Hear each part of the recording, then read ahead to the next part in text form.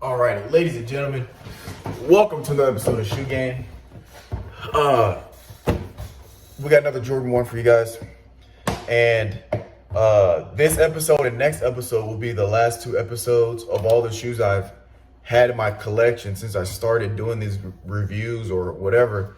And so after next episode, which will hopefully drop next week, all the shoes after that will be the shoes that I've just got.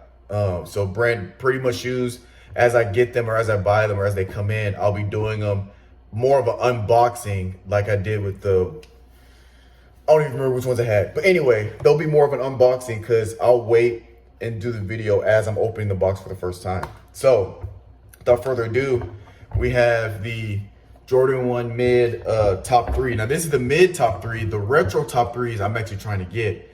But when and if I get those, I'll also do, obviously I'll have that on the shoe game, the top threes. But this is the top three for the mids. And I don't remember if I said this in other episodes, but whenever I get alternate laces, I put the alternate lace on the right shoe. So the original lace was white, the alternate was the red. So this it was both red laces in here.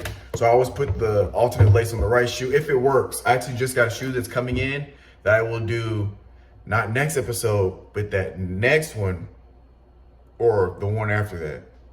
You'll see.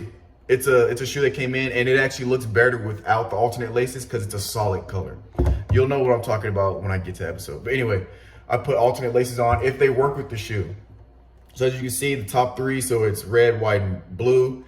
Kind of like a good 4th of July shoe or Juneteenth shoe, depending on what you call it. But inside is just black, all that good stuff. Comfortable shoe, I like them. And this black here is a suede, right? So right here is suede. The Nike check mark is suede. This front toe box is suede. And then the rest is just your regular Jordan leather that it comes with. This came out January 1st, 2019, and it retailed for $110, and they're actually reselling now for $280 for a size 12. So resale value is pretty good. Obviously it's been about 3 years ish. So it's been about a good 3 years, but the resale value has gone up on these bad boys, unlike the metallic golds, but that only had been out not as long. But let me know what you guys think, the top three mids, and we'll catch you guys next time.